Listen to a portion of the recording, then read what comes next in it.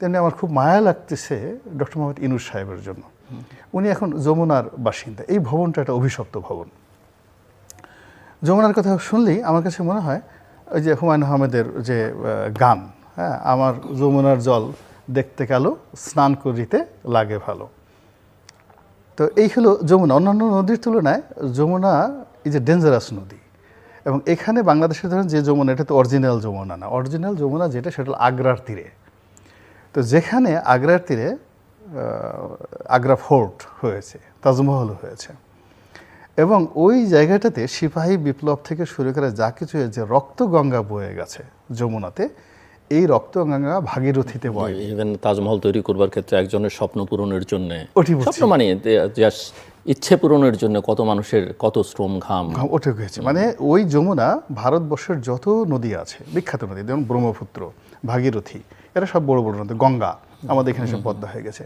কিন্তু যমুনার নদীতে যত রক্তগঙ্গা বইছে, এবং যমুনা তোর একটা অংশ আগ্রা থেকে কিন্তু দিল্লি পর্যন্ত ছিল, এখন যেটা শুকিয়ে গেছে, এখন নেই, একদমই শুকিয়ে গেছে। তো যার জন্য যমুনার ওই নদীটা আমাদের পাক-ভারত উপমহাদেশে একটা অভিশপ্ত নদী।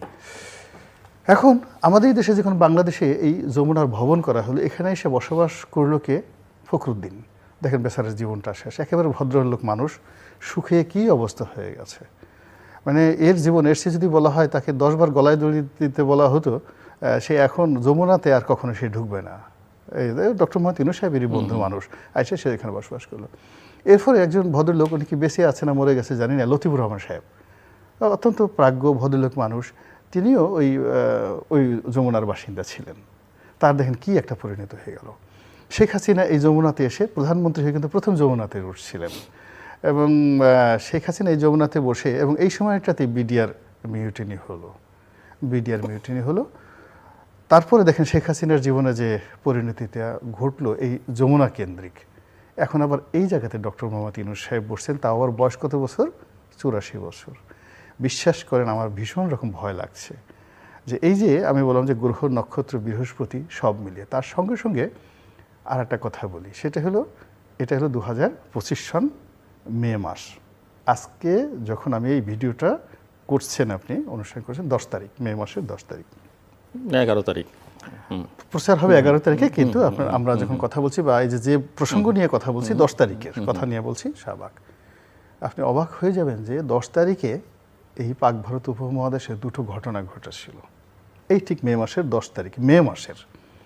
প্রথম হলো আলেকজান্ডার ভারত আক্রমণ করেছিল এই মে মাসের 10 তারিখে, এবং পুরুষ সঙ্গে ভারতের যে বীর, পাঞ্জাবের ঝিলাম নদীর তীরে, এই যে আজকে 10 তারিখে ভারত এবং পাকিস্তান যে যুদ্ধ করছে ঝিলাম নদীর তীরে, এবং ওখানে যে পানির সন্ত্রাস থেকে যা কিছু হচ্ছে, ঠিক এই তারিখে 10 তারিখে এই আলেকজান্ডার এবং পুরুর মধ্যে যুদ্ধ হয়েছে, এবং সমস্ত ভারতবর্ষের ইতিহাস উলটপালট হয়ে গেছে মে মাসের।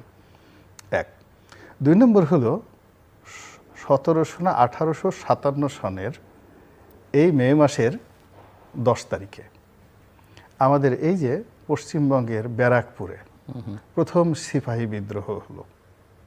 দ্য ফার্স্ট সিপাহী বিদ্রোহ হলো এই মে মাসে 2025 সালে।